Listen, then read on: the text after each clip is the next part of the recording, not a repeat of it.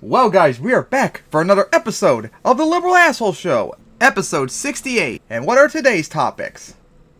We've got Sahil taking L's, former Russian president tells Japan's prime minister to kill himself, Stephen Crowder versus Ben Shapiro, Trump goes to war with evangelical Christians, Missouri Republicans pushing strict dress code on women, Fox News rages over M&Ms, and Republicans want to invade Mexico. So, what do you want to start off with first? Let's start with Sahil's L's. So, as we've only talked about him one time, we did one video about the EU going after Poland for their anti-gay crap years ago, but Sahil, or as we know him also on YouTube as the Progressive Voice, as a progressive YouTuber I used to watch called him the Progressive TMZ, which he is. So, he absolutely is. Yep.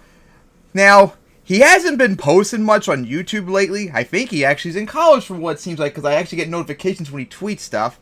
And of course, a few weeks ago, he started to post some really strange L takes, which even his audience mocked him for. And as I post them right here, as here are all of them. There, another one I just found earlier today too, when I was getting the tweets and all that. The first one is, this is a big L. The Bring Back the Jobs movement is rooted in white supremacy. It's rooted in the idea that when white people aren't doing well, it's because of outside forces, i.e. outsourcing. But when minorities are doing poorly, it's because of personality traits like laziness.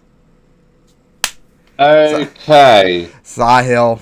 Like, come on. I know really? where he's coming from, but dude, that is way too simplistic and naive. Yep. The Bring Back the Jobs movement is not inherent, is not rooted in white supremacy. Come on.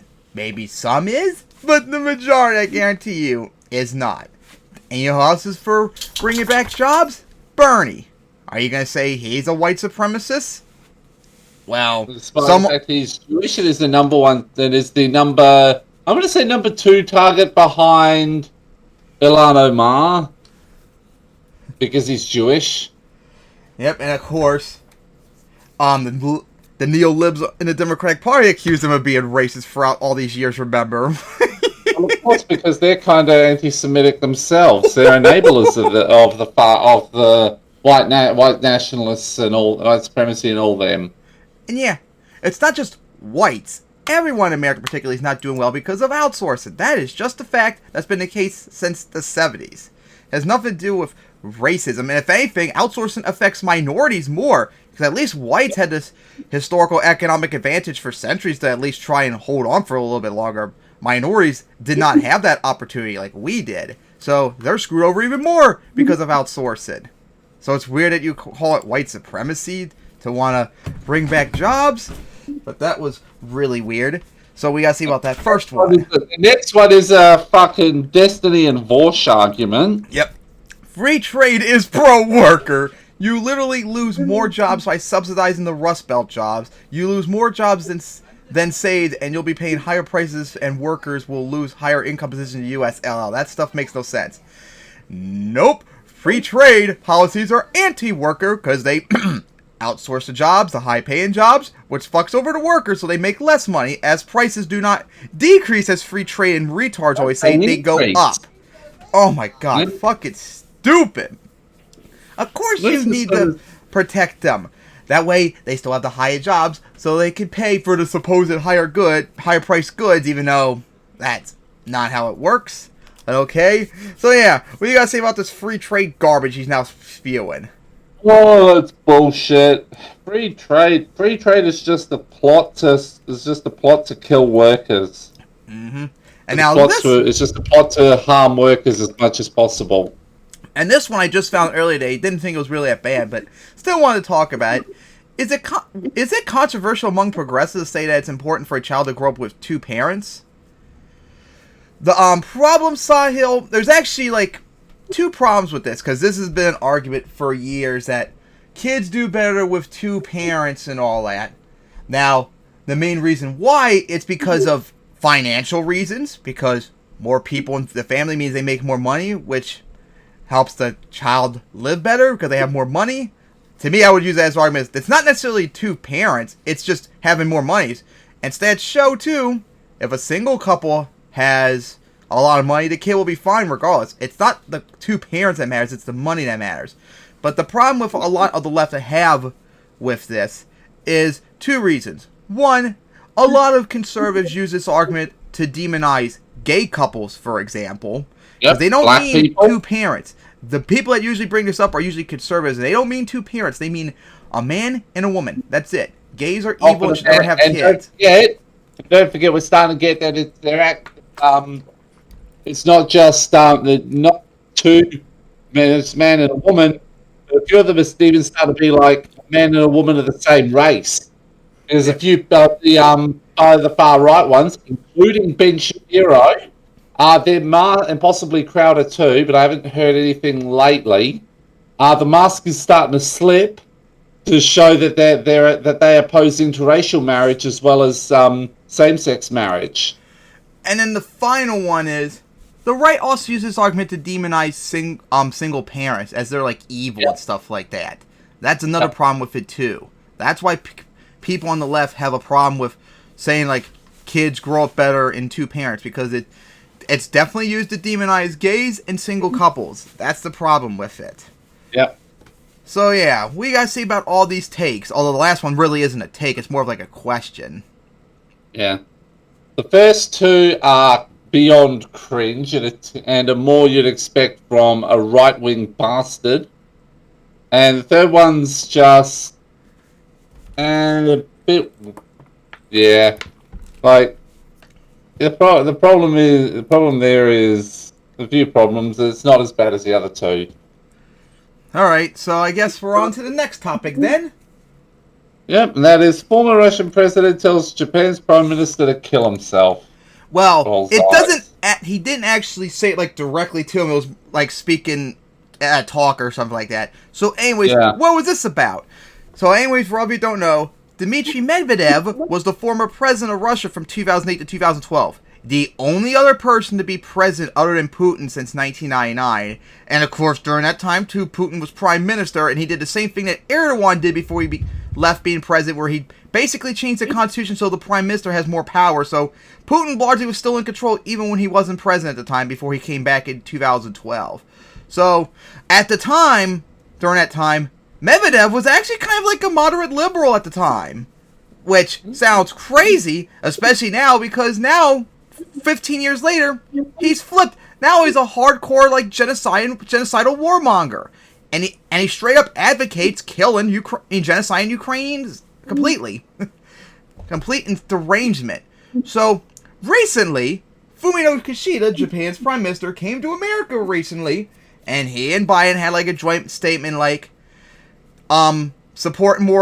giving more aid to Ukraine, and I think they did a statement too where if Russia used nuclear weapons on Ukraine, it would be like a crime against humanity on that. It would cause severe repercussions if they do that. The same yada yada crap as we always have said over the last year or so. Medvedev, meanwhile, wrote this up, as we've got the article written up. Former Russian President Dmitry Medvedev called Saturday on Japanese Prime Minister Fumio Kishida to die by seppuku. Now, for all of you who don't know, seppuku is a Japanese suicide technique where you take a katana, stab yourself within the stomach, and just slice yourself up internally. Now, the fact that he brought up kind of a little bit of a racial undertone, if you think about it. Yep. And also, especially since Japan has very high suicide rates, since they treat it more as honorable than anything. So, kind of a racial undertones to bring it up in both ways in that regard. He said he would not even comment on the paranoia regarding our state's nuclear plans. TASS News Agency reported, citing his Telegram channel, Kishida can only wash off his shame by disemboweling himself at a meeting of his cabinet ministers, Medvedev said, and that the prime minister ignored that the United States is the only country to use nuclear weapons and Japan its victims. Which is true. But hey, you guys are threatening to do it to Ukraine as well, so we're making sure that you don't do that. In a statement issued after their meeting in Washington on Friday, Kishida and Biden said, "We state unequivocally that any use of a nuclear weapon by Russia in Ukraine would be an act of hostility against humanity and unjustifiable in any way." They also said they are firmly opposed to Russia's unjust and brutal war of aggression against Ukraine, and that Japan and America will continue to oppose sanctions on Moscow and provide unwavering support to Kiev. So yeah, What do you gotta say about this? What an idiot. And it was actually Absolute brought idiot. up to Kishida, and he just brushed it off. Yeah. Because it is true, Medvedev, he's not the president anymore. He is in Putin's cabinet, though, so he's up there, but he's still not Putin. So it's kind of like how Russian state TV advocates genocide in Ukraine all the time, but we just see it as, it's just their propaganda. You can't really take what they're saying seriously because they don't have really power of it. But yeah, the fact that he did a 180 in the last 15 years, actually saying it's with racial undertones, too. Yeah. That's crazy. Alright. So, yeah. Just like Putin, please die, Medvedev. Especially since you are a genocidal POS that advocates killing Ukrainians all the damn time now. And just, I guess, and stop saying weird things all the time and all this stuff. Alright. So I guess we're now on to the next topic, which blew up over the last week, I'm sure if you're picking in order. Oh, yes. So that would be Steven Crowder versus Ben Shapiro. Oh, man. This has been going on for like a week now. So, of course, as we all know, Steven Crowder and Ben Shapiro are two idiot conservatives on YouTube that we've mocked mercilessly over the last 3 years on the show. And recently, they're having a bit of a fallout right now. And the reason why is Crowder, wasn't he originally with Glenn Beck's channel before a few years ago? Yes. He Now, was. yeah, he was part with Glenn Beck, like a YouTube partnership and stuff like that, like a contract and all that. He has been trying lately, apparently, to sign on with the Daily Wire, which is Ben Shapiro's thing. And One grifter wanting to sign up for another grifter. yep. So, Crowder, has been going on a crusade against Benny Boy over the terms of the contract, which, if I remember off the top of my head, the contract was for 4 years. Crowder would get $50 million a year. So, that means that current contract, if he signed, he would be making $200 million over 4 years, which is insane. Absolutely wild. He doesn't deserve that kind of money either. And there was... funny enough, he would get all these weeks vacation. Gee, I thought you don't like socialist policies, Crowder. But when we advocate for American workers, all of a sudden you're against it. Very curious. Same goes for Benny Boy, too, and all that. So, and there was another term which he had a big problem with, was, if his YouTube channel got demonetized or something like that, the Daily Wire would recoup up to, I think, a quarter of the revenue he lost. So he would get money out of it if he got demonetized in all of his videos and all that. So the Daily Wire would be losing money out of this deal. So this is way more in Crowder's favor, pretty much. But he had a complete meltdown over it, saying it was wage slavery. Yeah. Which is ironic because he had the meltdown over Colin Kaepernick a few years ago, making the same comment about the NFL during the anthem protests and all that. So, a little funny how now all of a sudden when you say it, it's okay. And other crap. And he was acting like, the Daily Wire was being like sneaky with the contract and all that, and that he was going to lose money and stuff like that. Other stupid crap. So, Benny Boy had one of his lackeys do a 50-plus minute video explaining exact terms of the contract that apparently Crowder left out, showing that, because he apparently, I think, didn't mention that he would get up to 25% money back if he got demonetized. Like, he was being, like, very sneaky about it, and not being honest about it, like, unlike Benny Boy in this regard.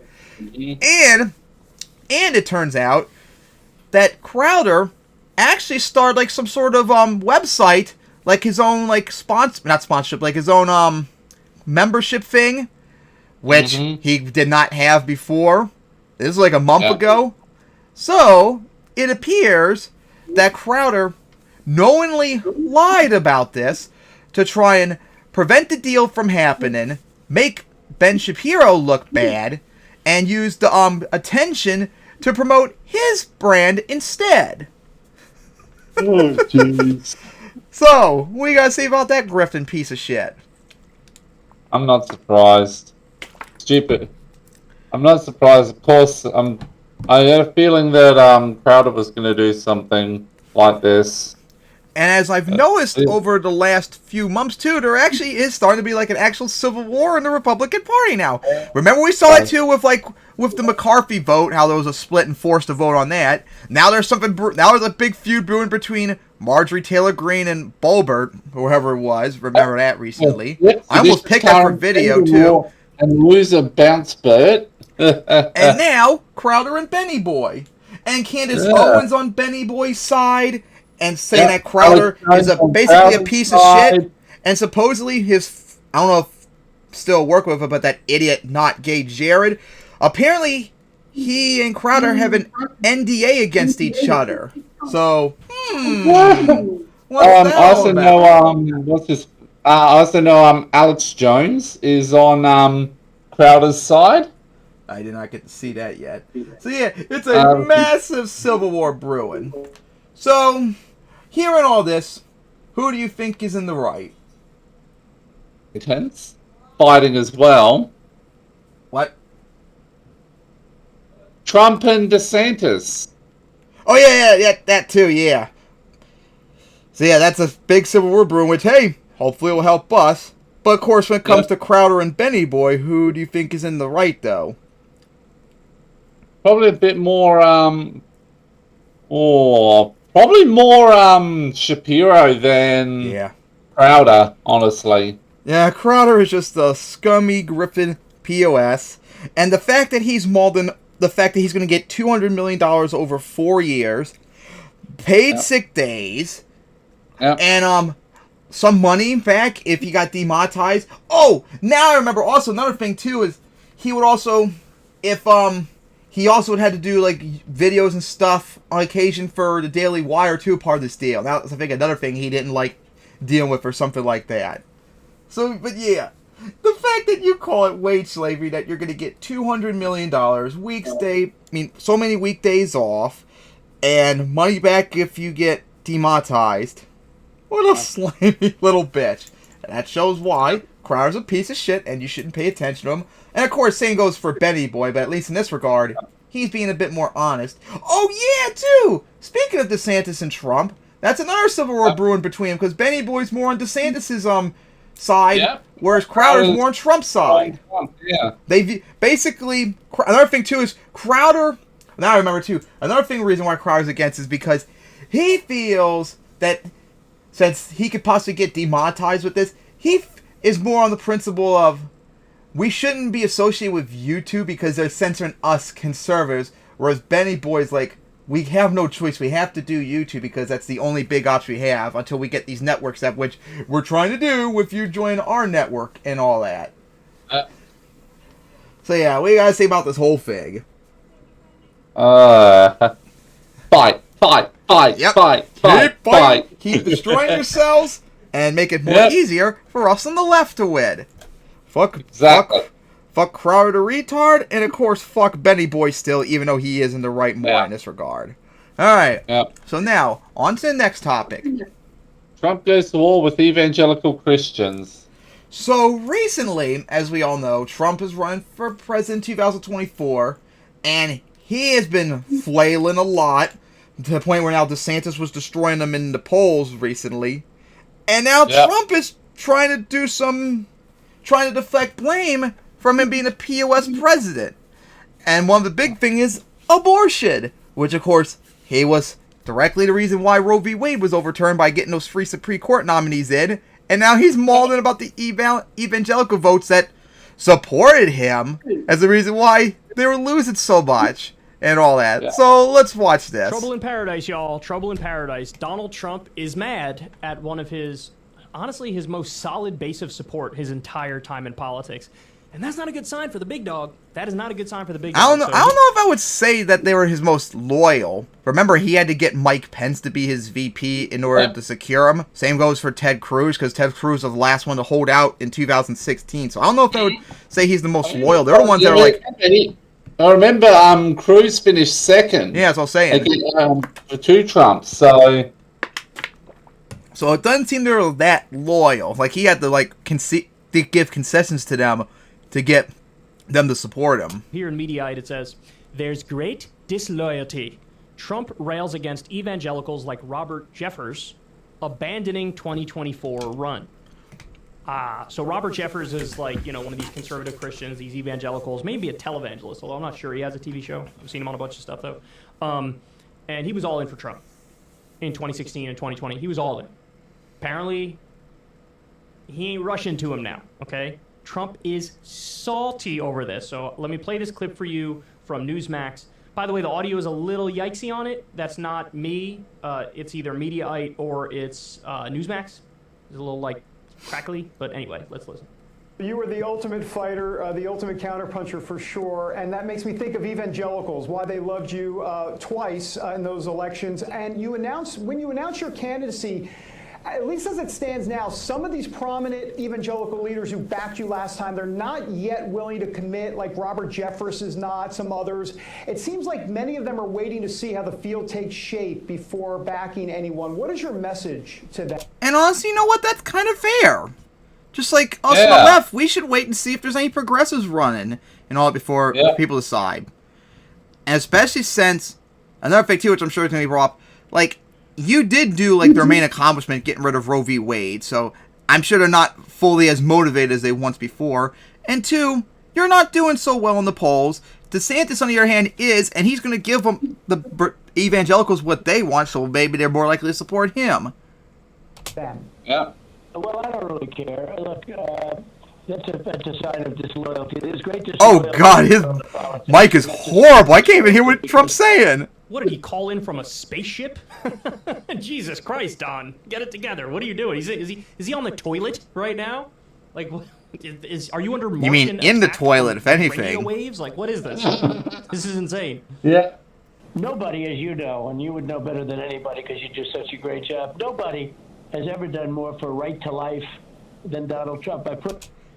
And he is correct on that, which is not good, but like I said, he did give them what they want. Got free far-right Supreme Court justices, and he overturned Roe v. Wade, so he did give them what their ultimate gift, and the fact they're not supporting them is quite weird. Who all voted, and they got something that they've been fighting for 64 years, or many, many years. Right. And nobody thought they could win it. You know, they won Roe v. Wade. They won. They finally won, and you know, I mean, if you're an evangelical, cared about the stuff, Trump is correct. He did give you what you wanted. During the election, during the 22 election, because, you know, they won, and a lot of them didn't fight or weren't really around to fight, and it did energize the Democrats. But a lot of that is true as well. Fought for years to get it. They sort of... and I still say that's one of the big reasons why the Democrats didn't lose as bad in 2022. But with all of that being said, there's nobody that's done more for the movement than I have, and that includes the movement of evangelicals and Christians and the movement very much of right to life. So there you go. I, being the ultimate fair, nuanced man that I am, I'm going to adjudicate this fight between Donald Trump and the evangelical Christians. So he starts out, there's great disloyalty. I've done so much for them. I've done what anybody else has ever done for them. Great disloyalty. And then he makes the argument like, look, they sat out the election, dog. They won on Roe v. Wade, then they sat out the election. That is not... Or it could also be that they were just outvoted because the majority of Americans are pro-choice, and they were energized to protect abortion after Roe v. Wade getting overturned. That could also be the case, too. Not true. They didn't sit out the election. It's just that there are more Democrats in the country. So if you had high voter turnout in every election from now... I don't know if there'd be more Democrats, but there definitely is more pro-choice people. Because high turnout means young voters showed up, and young voters break massively in the Democratic. Yeah, like 30% of Gen Zs I think like 30% of Gen Z voted in the last election, which was the biggest turnout ever, I think, for Gen Z. And overwhelmingly went for Democrats. So no surprise they did better in that regard. So it's not like they did show up, but there aren't enough of them. Because the position that these you pro-lifers are simply a minority. Deeply unpopular. Like the position of the actual hardcore evangelicals of like no abortions, just end abortion, full stop. That's a position that's shared by anywhere from 7% to like 19% of the country, depending on what poll you look at and how you phrase it, right? So And also, if I remember correctly, when we covered when Roe v. Wade got repealed, I think I saw a poll that went by every single state. I don't even think the majority of any state, even the most right-wing state, wanted to overturn Roe v. Wade. Yeah, I think like one. If I remember correctly, I think one state was like a plurality. Yeah, like I think it was like Alabama or something. yeah, like even the most right-wing states, by and large, didn't want to overturn Roe v. Wade. Like it was a settled law, and the majority of Americans are for it. So when you overrule, And then you got a state like North Carolina, who's not only trying to ban abortion in all cases, but ban interstate travel, but also legalize murdering women who are seeking abortions. yeah, like when you guys push radical policies that the majority of Americans don't support, don't be surprised when you lose. It's not a popular position. It's not a popular position. Now, the other point to make is, Don, you just came out the other week, and he said something that's true, but it's also something that these people are going to despise. He basically said, like, look, this extremism on abortion, it's part of the problem. I think that was the video I was looking for, but I couldn't find it, so I found this instead. He actually said in a video Kyle covered recently, where he did criticize the pro-life movement that you guys are too extreme, which they are, but Trump. Who gave them their ultimate gift? Oh, that's right, you. So I don't want to hear about how you think they're too radical. You gave them the radical policy they want, so you can go fuck yourself. The candidates closely tied to him and the election deniers, they were the ones who got wiped out the most. So, and he probably knows that. So he had to, like, sort of deflect criticism like he always does because he can't take any accountability. And so what did he do? He said, well, the other issue that was really big, which hurt us, was the abortion thing. So many people, they're too extreme. They say nothing for rape, nothing for life of the mother, nothing for incest. And look, he's right. Like, those extreme abortion positions also hurt the Republicans. But, like, what are you saying? You're saying, hey, man, maybe I am more nuanced on this one. Maybe I am more moderate on this one. Maybe I do think you should have exceptions for life of the mother, rape, incest, early term abortions. And so if you're going out there and you're, like, sort of dumping on the pro-life people, don't be surprised when the pro-life people are like, yeah, I'm going to go in a different direction. Because, there's almost certainly going to be other candidates running who are more like rah-rah Christianity and Jesus and far-right social conservatism. So, in a sense, they are right. They're like, look, okay, we like you. In fact, we love you. But we overlooked a lot of the stuff that we're like, this guy, he doesn't seem like he's the most religious man on earth. You know what I'm saying? I grab by the pussy. I don't even wait. That dude, the dude who he would make fun of Mike Pence on a regular basis, like this guy right here wants to Trump did that years ago. You know what I'm saying? There were reports of all this stuff. So they know it's just like an alliance of convenience, right? And so if you give them, like, for example, in previous elections, who did the evangelicals support? Like Mike Huckabee in one election cycle, they did. Ted Cruz. Rick Santorum in another election cycle. These people are crazy. Rick Santorum. Super extremist religious. A few did at least. Ted Cruz was their first choice before Trump back in the day, back in 2016. And Trump had to concede to them to get them to vote for him. You can't be surprised, bro. Don't be surprised. Especially when you were kind of acting like you guys are a little too out there on abortion. So that's one point. But the other point also is true. What he says is true, that, like, hey, even though I personally might not be totally with you on the super pro-life stuff, who got Roe v. Wade overturned? You, which is what we don't like. Yep. That is true. It was his Supreme Court picks who got them overturned. But, like... Yeah, so if you support that, then you should honestly be pro-Trump then, because he gave you what you want. Like, are there some people in the Republican base who actually might start to give a shit about this question of electability? I'm of the belief that there actually are. I am. I'm of the belief that there's some percentage of the Republican base that's going to look at all of the Trump-aligned, election-denying candidates that got draxed, and they're going to be like, even if they're my first choice in my heart of hearts, we got to beat these Democrats. We got to beat these I only think they're going to do that if they fully 100% agree with what they want. Then I think they'll look at electability, because they're never going to compromise on their values. Ever. They're never compromising. But if both candidates have the same policies, but one's more likely to get elected, then maybe then they'll think about that. Like with DeSantis. And so I got to go in a different direction. I got to go for a more electable candidate. So that might be part of this too, right? That might be part of this too. Or Robert Jeffers and these other evangelical Christians, maybe they sense the Trump era is over and it's time for the next one, and so they're kind of aligning themselves in a way. But look, they are being smart about it though, because they're not. For example, they didn't already endorse DeSantis or endorse Pompeo or Nikki Haley, or they're just not saying anything, right? And that's the right thing to do. But Trump can't help himself. Because he's an idiot. The slightest thing that annoys him, this is a great sign of disloyalty. Okay, well, you can't stab everybody who is a nominal ally in the back and twist the knife and then be shocked when people are like, I don't know, I'm not so hot on this guy anymore. So, look, he's lost steam. He's lost some steam. He has. And even in this Speaker of the House fight, he endorsed McCarthy early on. There were still 7 rounds of voting before the Republicans actually settled on McCarthy. So it's not like his endorsement did Dickie McGee's act. McCarthy sort of bent the knee afterwards, but he still hasn't officially endorsed Trump.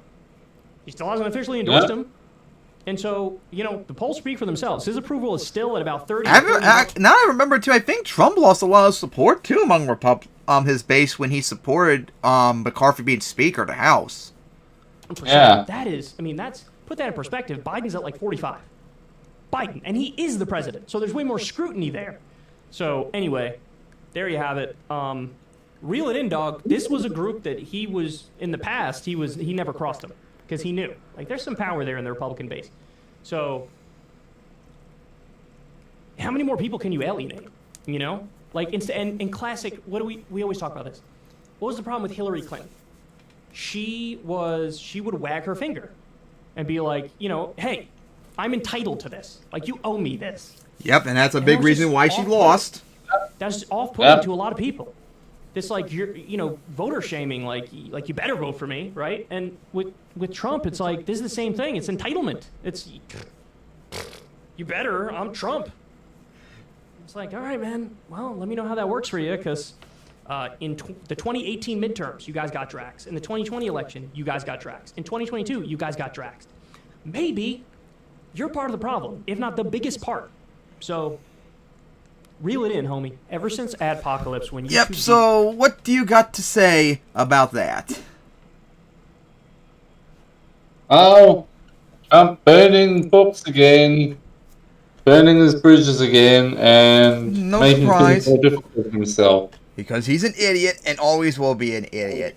Trump... Yep, that's always like that. Well, he is correct that he did give him what they want, so they should support him, but also... Just freaking wait till later on the primary when more people are in. Maybe then they'll support you. But right now, it's a little bit too early. With still over a year to go before the first primary election. So, how about you wait and stop being a narcissistic fool? Alright, so I think we're on to the next topic now. Which will be Missouri Republicans pushing strict dress codes on women. In Missouri, too... State Republicans in Missouri are trying to force stricter dress codes for women in their state's Congress and all that. And boy, does it sound very stupid and silly. And we're actually going to have to go after Kyle for a little bit here because what he said was also weird too. Whenever the Republican Party takes control, they like to immediately remind everybody who they are. And so here we get this awesome story. Missouri lawmakers adopt stricter dress code for women in State House.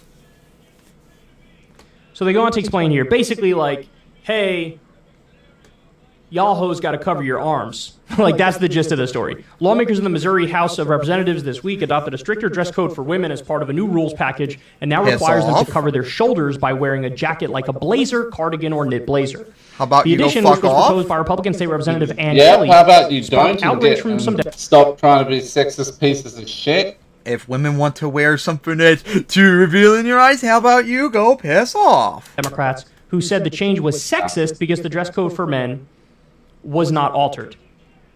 Now, look, I'm not going to go as far as to say is it sexist. I don't think it's sexist. It's a woman who proposed it. See what I mean, Kyle? Come on, really? That was a radical feminist point there. Kyle, women can be misogynistic too. Come on, you should know better. Women who hold these sort of things up. Kyle, that was a weird L right there. Come on, man. Women can be misogynistic too, and this is proof of it. Changing the dress code to affect women, but men are fine? Like, that is historically a policy. That's what dress codes historically have also been used, to try and control women. Like, seriously. Oh my god, I just can't believe he said that. That was so weird. He got mocked mercilessly in the comments to the video, and I had to join on. It was so funny. What the fuck, dude? That was such a weird thing to say, Kyle. I just think it's stupid. That is true as well. Okay. Anyway, I digress. But what you Men said also Missouri is House dumb. Representatives are required to wear a jacket, shirt, and tie. The previous dress code for women required dresses or skirts or slacks worn with a blazer or sweater and appropriate dress shoes or boots. Kelly, speaking on the House floor, said she felt compelled to offer the change that cleans up some of the language by mirroring the language in the gentleman's dress code. How Men are about required dress to wear a code jacket, suck shirt, a and tie, they go correct? fuck And off? if they walked in here without a tie, they would get gavelled down in a heartbeat. God, I if they walked hated in without a dress jacket, codes they would in get high gavelled down in a school. heartbeat. I could not wear jeans. For one day, any point in my high school. And then at uni, the good news, they didn't. I can count on one hand the number of days that I didn't wear jeans throughout my entire time at uni. Sounds like your schools have the Japan treatment. School issued like uniforms. Of course, I guess I'm the lucky one being homeschooled most of the time, so I can wear whatever I want at home. So we are so interested in being equal, Kelly said on Wednesday during the floor debate. So we are so interested in being equal? Okay, that's a weird phrasing, but I understand what she's trying to say. I'm just trying to make it equal, bro. They have stricter standards. I'm trying to get our standards up to their standard. That's what she's arguing. How about a better idea? How about you make them looser? How about that one for both men and women? These are silly. They should be able to wear whatever they want, and you can go fuck off. Women hold less than a third of the seats in the Missouri, blah, blah, blah. Okay, that stuff's irrelevant. So anyway, the reason why this was interesting to me is because... Waste of time. Don't you have other problems to deal with in Missouri? As Kyle pointed out, yes. Imagine wasting even 5 minutes on this debate. Like, okay. And the reason why I don't agree with this is because dressing up, quote unquote, for a woman, you can dress up while still showing your shoulder. You can dress up while still showing your arm. You know, God maybe for a forbid the man, white the sees social that, though. convention is They a little might different. have an uncontrollable And, erection. in cases of men, it's like when Yes. you wear like a business jacket in order to, quote unquote, dress up. But like, so that gap exists, and women can be dressed up while still showing their shoulders or their arms. So like, why are you wasting any time doing this at all? Who cares? If they change the standard for men to say you don't really have to wear a tie, I think that'd be fine too. Like, I know I wouldn't buy these give people stupid healthcare. dress codes because I don't wear that shit. Give people higher wages. Give people, get more people in unions. Fix the goddamn potholes on the roads. Way more abuse. There's a million things you can be doing, but they're in there doing stricter dress code for women. For what? Why? Because fuck women. A woman can be dressed up and showing her shoulder or her arm. And the idea that that's like... And they're misogynists, so... But Kyle says they're not because a woman wrote it up. I still can't believe he said Bro, that's too lax. That's too lax. I saw some of her pores, dog. It was crazy. That hoe was showing everybody her shoulder blades. You believe that? They were really hot, too. I have a shoulder blade fetish. Like, just... But this is the problem. Like, this is what they're wasting their time on. They're wasting their time... Fix that, it's too bright. On bullshit like this. Like, oh, fuck, cursed again. Demonetization time, here we come. If you like this show, guys, please support on Patreon. The link's in the video description box. But like, this is what they're wasting their time on. And the Republicans in Congress are trying to cut Social Security and Medicare and taking the country hostage with... That's what the one thing too about McCarthy getting Speaker of the House too was they want him to cut Medicare and Social Security and all that, which is not good. That's what they want to do. Cut it to $0. They're starting this anti-wokeness caucus. I don't even know what that means. We're going to be getting to that in a little bit too. And they want to investigate Hunter Biden's penis. So, like, this is what they're focusing on. And the Missouri Republicans are like, hoes need to stop showing their shoulders. You know what I'm saying? It's really messed up what's going on. These women are loose. They're loose as hell. Go back to the Middle East and be around Muslims if you want to have dress code. Hell, they'll enforce it by violence on women if they want to. How about that one? There you go. Get them back in line. Exactly. Now, to be fair, it's a woman who did this, but she's just as silly as any man who would do this. I don't think the issue is that it's sexist. I just think it's silly. It's a waste of time. It's unnecessary. That's a big part of it. I mean, when it comes to dress codes, like, yeah, I get it, right? Like, you want to have some semblance of rules for the people who represent your state or your country. You know, you don't want people there in, like, SpongeBob sweatpants or some shit, even though that'd be hilarious. I mean, look at Zelensky. Yeah, I'd rather see men dressed like him than dressed up like in suits and ties and all that. That's cringy to me. To get even more demonetization. Anyway, but, like, let's do it within reason, right? Like, make the rules within reason. A woman can dress up and show her shoulders or her arms. That, like, everybody knows that. Everybody knows that. And in my personal opinion, yeah, a man can dress up in a way that's acceptable for a business environment or a government environment that doesn't involve a tie. You know, I am team sport coat, jacket, whatever. I'm team that, but I'm team pretty much dress however you want. I don't care. Let's be reasonable. Let's have the rules be outside of work and see-through requirements. You should be able to wear whatever you want. Moderate, reasonable rules, not too far in the direction of, you know, everybody needs to look perfect every day, all day, every day, and not too much in the direction of, like, you know, Senator Bob's here showing his titties to everybody. It's just let's use our minds. And formal any do not discussion of this at this moment in time, with all of the problems that we have all across this country, is just, it shows you that culture war sometimes just clouds everybody's judgment and makes us all idiots. Getting lost in the culture war at a current moment like this, we have a crisis of oligarchy and corporatocracy and corruption and bribery, which is way more important than this crap. And you know, Wall Street criminals, and I mean, wages, income and wealth inequality. At a time like this, caring about this, it's like we live in the Twilight Zone. We live in the Twilight Zone. So, but hey, that's what conservatives all right, guys, care about. That's the show. As we all know. Twilight Zone. So yeah, really, Kyle, 2.5 minutes of video just to cover all your stuff. Like, that's just as bad as your intros lately. Ugh. Yeah. So yeah, what you gotta say about Republicans in Missouri doing this? And plus, Kyle's weird take. Weird take from Kyle. Like, that's the sort of shit you'd hear someone like Anita Sarkeesian say. Yep. Oh boy. So, I guess, on to the next topic, and if I'm correct, we're gonna be making fun of the woke scolds.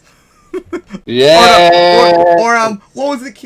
Is raging over Eminem. The anti-woke squad in Congress now? Oh, God. This is going to be crazy. So, yeah, let's see what conservatives on Fox are mauling about now. Oh, that's right. M&Ms. Oh, no. Whatever shall we do? So, now, of course, for all of you that didn't know, conservatives have been mauled about M&Ms lately. And you're probably wondering, what did M&Ms do? They had the audacity to have M&Ms being packaged right now with the female M&Ms to support women flipping the status quo. Some silly, like, neo-lib feminist crap, which is silly, but it's not a big deal. But of course, conservatives have to maul about literally everything, so let's watch them rage for our amusement. Alright, y'all, we got another culture war battle to talk about. The culture war is in full flight at the moment. So the new fake outrage of the day is that, bro, M&Ms introduce, like, female characters and stuff, and, like, LG... Green's been around forever. Miss Brown's been out for a decade, and supposedly there's this new purple female M&M that I don't know about. Like, boo-hoo! There's still more male M&M characters. Like, come on. Characters and stuff, and, like, Pope Steve Mold is the biggest story in the country, if you ask me, bro. Biggest story in the country. Okay, so, now, let me say up front, because I am the most nuanced man on planet Earth. Is this cringe of various corporations to, like, lean extra hard into this stuff? Yes, I agree. It is I cringe. think it is. But it's not a big deal either. It is, like, keep it real. It is, like, the definition of virtue signaling. And woke capitalism, or rainbow capitalism, I think the term is. We're not exploitative corporations. By the way, I don't know if it's with M&Ms in particular. I don't, like, is M&M under the Nestle brand? Because if it is, the Nestle brand, there was a Supreme Court case on this not too long ago, And basically the Supreme Court ruled, yes, Nestle, you can keep exploiting literal slavery overseas. And so Capitalism at its finest, of course. That is involved in any way, shape, or form with that degree of exploitation. Never mind that, but they also underpay workers that are in the developed world, etc. Like, you guys know the whole spiel. Yep, all should be cracked down on. Vicious, ruthless corporations that don't care about the externalities of their company existing. They don't care about how they treat their workers. They don't care about how they treat the environment. They don't care. Like I said, Nestle literally uses slave labor. So for them to like put on this mask of literal like, slavery. Oh, we like black people. We like all capitalism religions. good. Like, remember, we like women and stuff. Yeah, we like according the to it is like a trick, effectively. So is it cringe? Am I going to grant the right that it is massively cringe if corporations lean into this stuff? It is. Now the difference is, I understand why they do it. It really is not an ideological thing. What it's about is profit. It's about the same. It's for the same reason they use. Guys, the reason why corporations do like all this, I guess you could say woke and stupid like neo-lib feminist crap, is because they think it'll make them money. That's it. They're not even promoting an agenda. They're just doing it because they think it'll make them money. And corporations, like all capitalist agencies, if there's something they think they can get one more penny out of it, they're going to do the thing. They'll give them one more penny about it. They're amoral. They don't care about values or anything like that. All they care about is making money. And right now, they realize that promoting like left-wing causes will get them more money. So that's why they do it. If it was the reverse, and being a far-right dipshit would make them more money, guess what? They would be far-right dipshits. And that's also why they don't promote pro-worker policies, because then they would lose money, when in reality they wouldn't. They would gain money, but they don't want to acknowledge that. Slavery in the developing world, it's the same reason why they do this. It's just profit. So they know the cultural zeitgeist. They know people now. The polls show overwhelmingly people are pro-gay, and so they realize like, oh, okay, let's exploit this in order to make more money. And black people buy this stuff too. Jews and gays and trans people and Muslims, they all buy this stuff too. So let's like let them know, hey, you're cool with us. Like, that's what this is. Okay, so it is cringe, but I'm not outraged by it. It's not like I don't care, right? Like the main point I want to try to get across to you guys is, in all this culture war tripe, I don't care. It's a waste of time. It's a waste of mental energy. Like, why care about this at all? Well, the goofballs over at Fox, shout out to Matt here on Twitter, who put together some of the stuff that happened. I think this is just over a 24-hour period. Maybe it's like a couple All right, days, let's watch them all. Here's Fox News, focusing on the outrage of the day. Will M&Ms still melt in your hands if they identify as trans? Apparently, there's new lesbian characters. We need to run from women like the green M&M. New lesbian characters. The M&Ms, other than this new one that I don't know about, the M&M characters are asexual. They don't have a sexuality with them. Like, the fact that you bring up sexuality to a freaking amorphized candy, I think you guys are obsessed with this stuff. You say the left is. Trust her. Purple M&M was added to push acceptance and inclusivity. You conniving, climbing little bitch. If this is what you need for validation, I'm worried about you. I think this is the kind of thing that makes I don't think people want that for validation. It's just a product. It's just candy. You're looking too much into it. Like, oh, good. Keep focusing on that. Keep focusing on giving people their own color M&Ms while we, take over all of the mineral deposits in the entire world. Is this orange? That's probably my favorite one. Bro, as you're focusing on this, China is doing imperialism, and we should be the only ones allowed to do imperialism, bro. Come on. Your or virtue signaling corporations is like distracting Nestle from our and Mars. pillaging of the earth.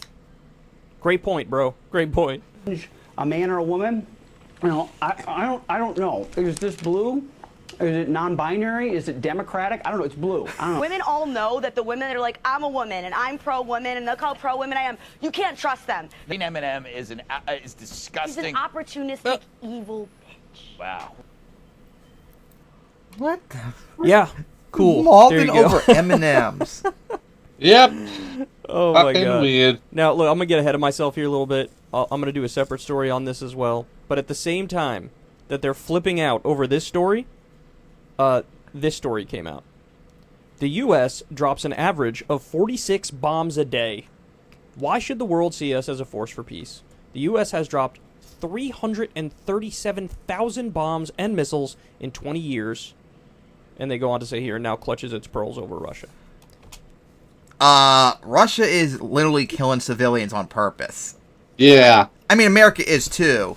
But It's a case of US bad, Russia bad, China bad. If anything, this sounds more like it's trying to make the America bad full stop. Like, Russia's killing civilians is way, way more destructive now than America's done. Like, Russia's on track to easily kill more civilians in Ukraine than America's done, like, in Afghanistan and Iraq over, like, decades. Because they're doing it on purpose.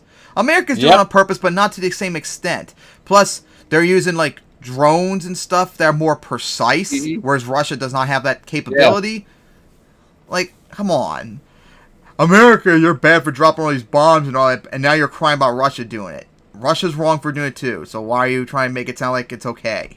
When Russia does it, when Russia invades Ukraine, that's bad. It's wrong. It's imperialistic. When we drop 46 bombs a day, same thing.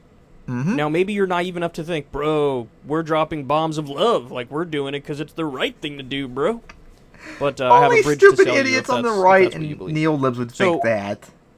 Yeah. You want to talk about missing the plot? Yep.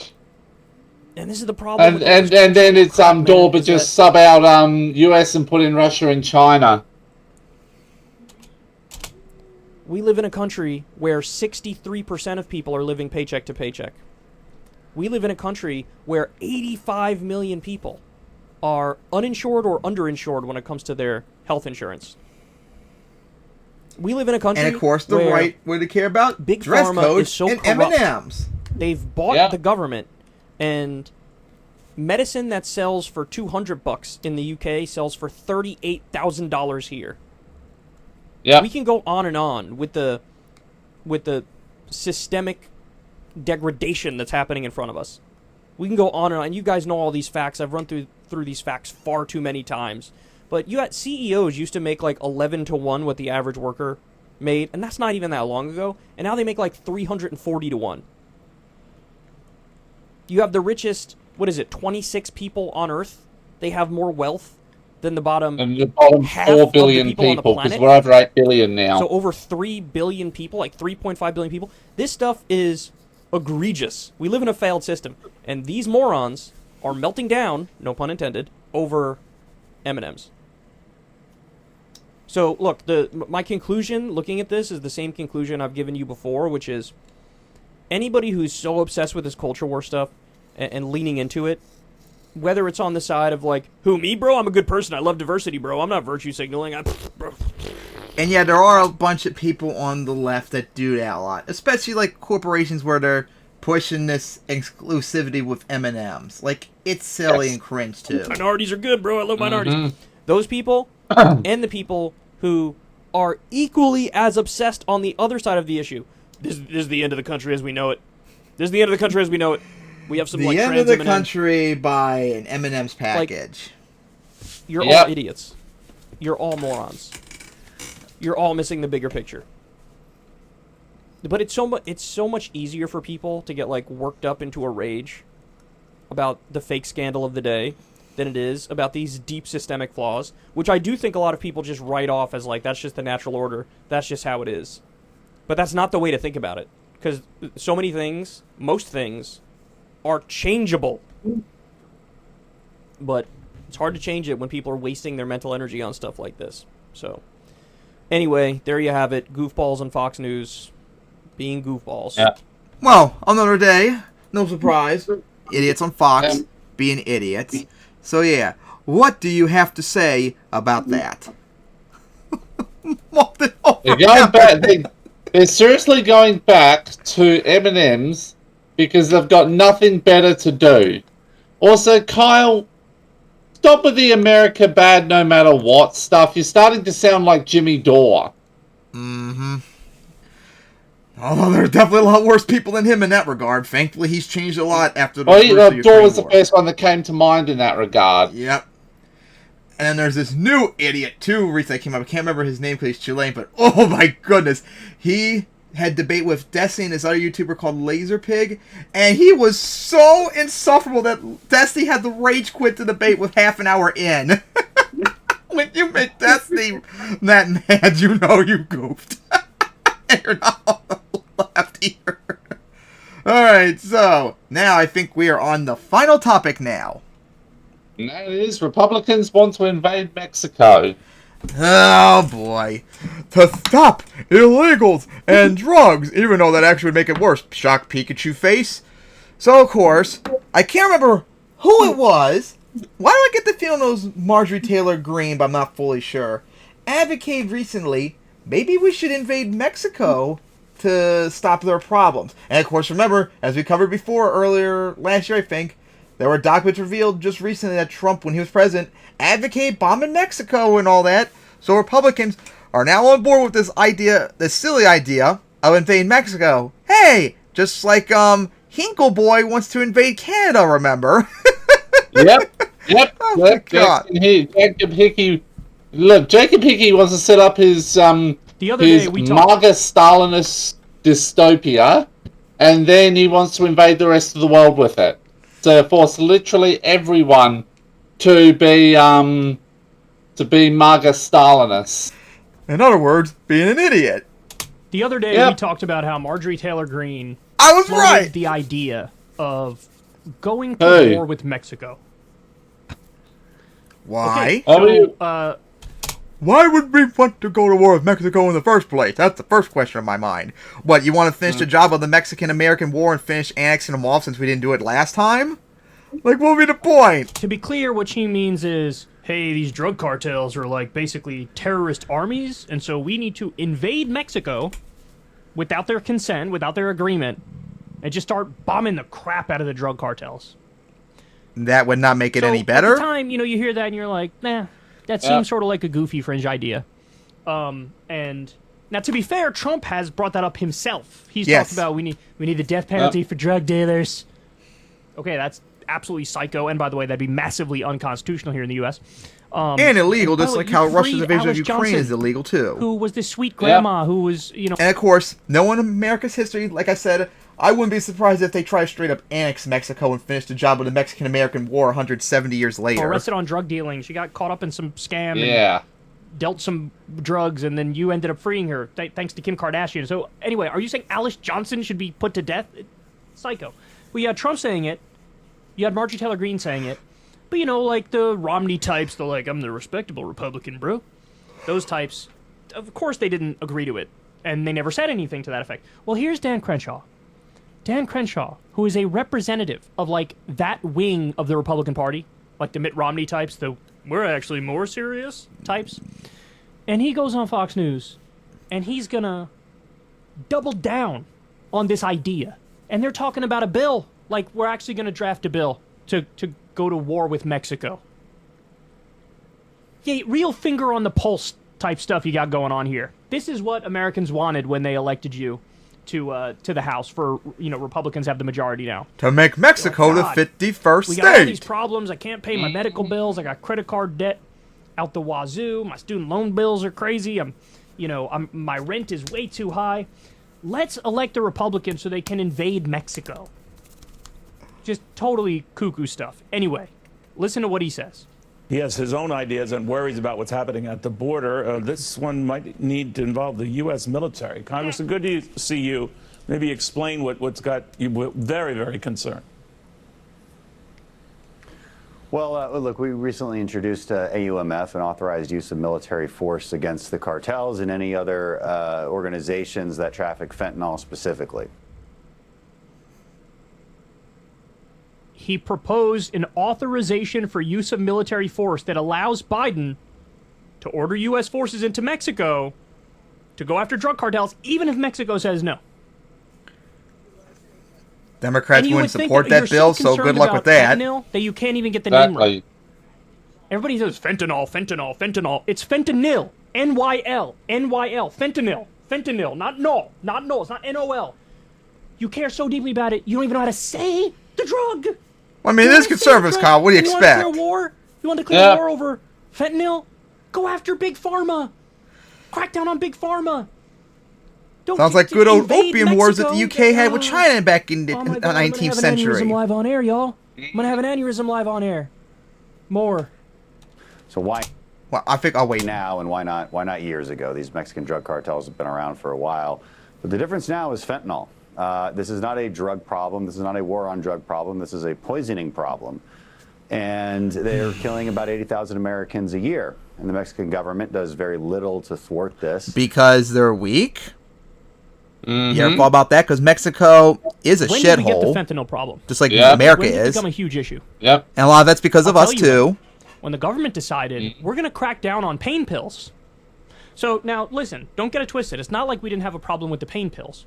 We did. We did. In fact, we had about 30,000 deaths a year from pill overdoses. Well, when they cracked down on the pain pills, made them much harder to get, what happened? A lot of the pain patients and a lot of the addicts said, I got to go to the black market to get my fix. And they went and they would get heroin. And sometimes the heroin was cut with fentanyl, and then you die. So now what are the overdoses at? 100,000 a year. I saw one, I think it was 110,000. So we went from 30,000 to 100,000 or 110,000.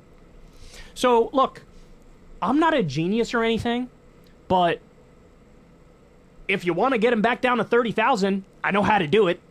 Because empirically, we've proven we can do that. You have to not do that massive pain pill crackdown. And look, I'm not saying they didn't crack down on the pills with good intent. Of course they did. They thought we got to reduce the number of these pain pills in circulation because people are overdosing on them. But your solution was worse than the problem. Literally. I know a solution, which I'm sure Kyle's going to bring up. How about, I don't know, legalize marijuana for medical use? Because Kyle actually covered a story, I think, some time ago, that medical marijuana actually led to less pain pill usage because medical marijuana does the job. So there you go. Legalize weed, and better yet, legalize all drugs, and a lot of these problems will go away. Literally, it is mathematically Plus so. freedom. And so would he ever come out and say no? He would. Would he ever come out and say that? No. He would never say that. We have other studies. In fact, one we're going to cover later on in this show. That, hey, when you have legal weed, addiction goes down. Addiction to other kinds of drugs go down. So you want legal weed everywhere, Dan Crenshaw? Maybe he is pro-legalization of weed. I don't know. You guys tell me. Is he pro-legal weed? I don't know. But pro-legalization of weed, okay, that's one thing you could do. Roll back the stringent regulation against the pain pills. Get rid of prohibition and have, good regulations in place. And, look, keep it real. You know what else has been proven to save lives? Safe injection sites. Look, you might not like that, right? It may be a politically incorrect truth, but it is a truth. Anywhere they've done the safe injection sites, you know what happens? You have health experts there, so if there's a problem, if there's an OD, if something's tainted, either you don't take the thing if it's tainted, or if you have something and there's a problem and you OD, they help you right there. So nobody dies. And also it stops the spread of disease because it's clean needles and things of that nature. Now, they would say, well, that incentivizes drug use. It saves lives. So if you really cared about saving lives, legalize weed, do the safe injection sites, and roll back the onerous crackdown on the pills. Are you going to do that? You're not going to do that. What's your answer? War. Let's go to war. Because reality, deep down, they just want to annex Mexico. Efforts in Congress they just want to annex the pass whole world. Military force to deal with them. If anything, that simply gives our president more leverage when trying to get the Mexican government to do its job. And that's its job on thwarting immigration, which the cartels also control, and thwarting fentanyl coming north across our border and killing American citizens. You know, these. I love his line of argument because it's like, we should try to do a war on drugs. We should do maybe a drug war. Yeah, what a novel idea. We haven't tried that for decades. Mm-hmm. By the way, you know how many deaths there are as a result of the drug war? Not many people know this fact.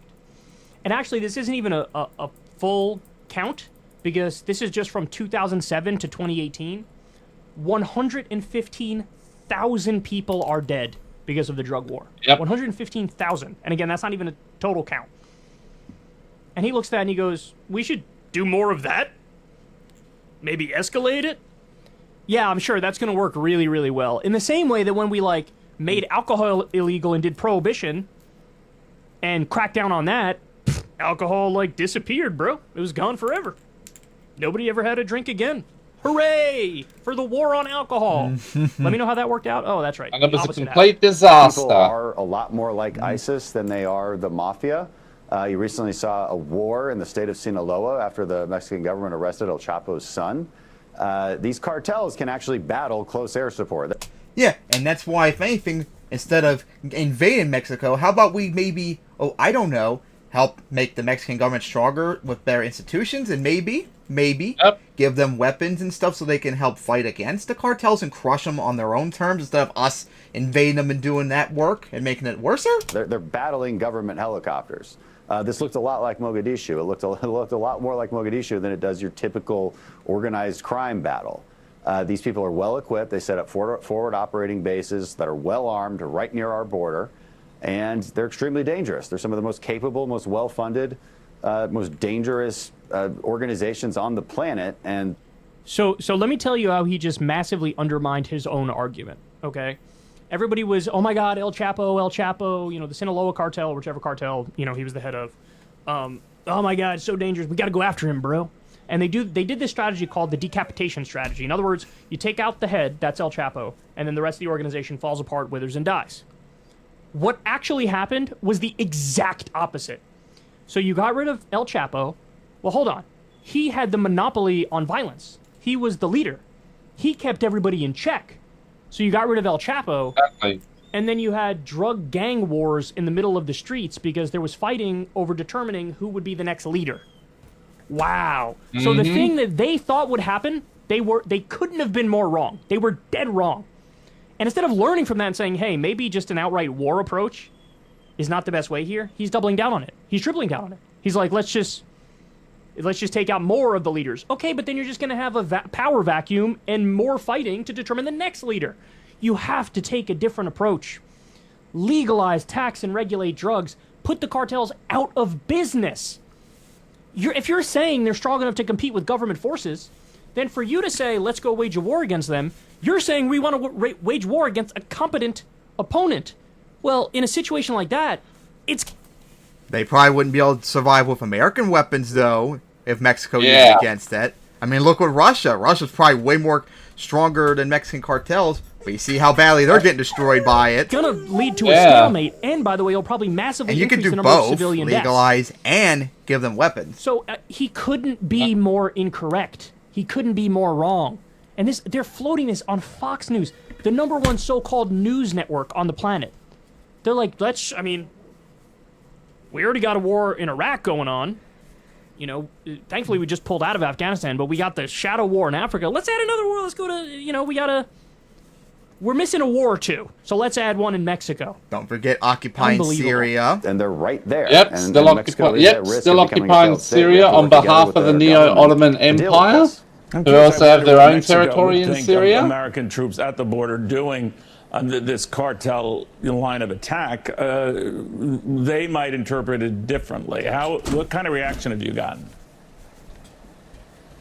Well, look, we've always had trouble getting the Mexican government to work with us. And you compare it to a country like Colombia.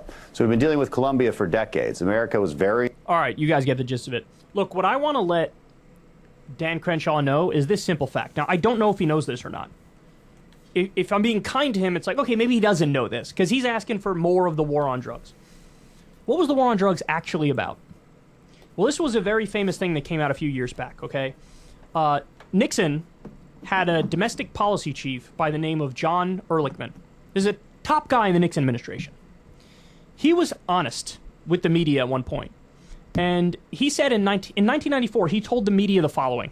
You ready for this? Quote, the Nixon campaign in 1968 and the Nixon White House after that had two enemies, the anti-war left and black people. You understand what I'm saying? We knew we couldn't make it illegal to be this either is against the Nixon. war. He would have said libtards and enslows. Or black, but by getting the public to associate the hippies with marijuana and blacks with heroin, and then criminalizing both heavily, we could disrupt those communities. We could arrest their leaders, raid their homes, break up their meetings, and vilify them night after night on the evening news. Did we know we were lying about the drugs? Of course we did. Yeah. So, in other words, all of this, like the highfalutin story of like, bro, we just want to like protect the kids and protect the population because drugs like ruin your mind and ruin your life. And bad, so okay. us, the well-meaning people in the government, are just here to save you from the pitfalls of life. They'll take you down the wrong path. By the way, if that was true, if you really want to help people, why wouldn't it be a war on drugs in that you mandate people go to rehab? You assign them a therapist or a psychologist. You help them get a job. You work. Why would you do that? So they say, we're here to help. And then it's like, lock them in a cage. Lock them up, throw away the key, ruin their life, make sure they can't get a job afterwards. Because it wasn't Endless really cycle. about that. Yep. War on drugs was Prison about the this. prison. Oh, the, it turns out our political opponents it's school are to the prison hippies, pipeline, whatever the it is. anti-war But left, yeah, same thing. and black people. Well, I see a lot and of of marijuana course, use. racism and I see a lot of war. drug use Yep. in some of these That's why I communities. mentioned that it What if would we have been just- the Systemic racism too, as we mentioned before. Yeah. I think at that point it'd be more like existential racism. Use this as the excuse to crack down on them politically. Basically, give us political prisoners. And this is why the war on drugs is deeply authoritarian. We had slavery, we had Jim Crow, we had redlining, and now we have the drug war. And it's to go after poor white people and black people and minority communities. And it was on purpose. It was on purpose that they did this. And so even the idea was to help you, bro, to keep you safe and stuff, bro. Nonsense. It was never about that. And now we have 115,000 plus dead bodies in a literal war on drugs in Mexico. We have millions of people locked up all around this country with their life ruined as a result of these draconian laws.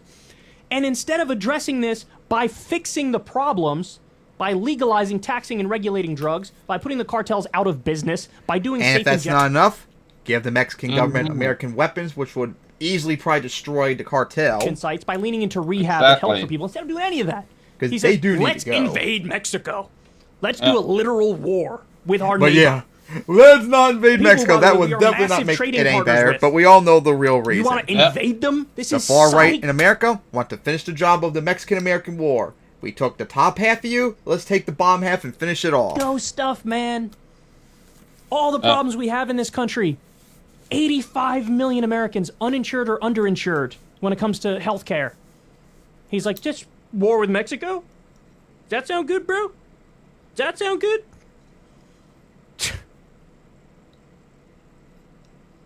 Amazing. Incredible stuff. If you want to see me and Yep, Crystal... so, what do you gotta say about Republicans desperate to invade Mexico now again? No surprise, they want to invade everything and everywhere. Yep. A lot of corporate Democrats want to be like that too. Yep. Gotta get our 51st state they don't- somehow. The several states we they took don't from Mexico kind of 100 bad years about ago it wasn't anymore. enough for us. Alright, so that is all the topics for today's episode. So see you all next time for episode 68. Yeah.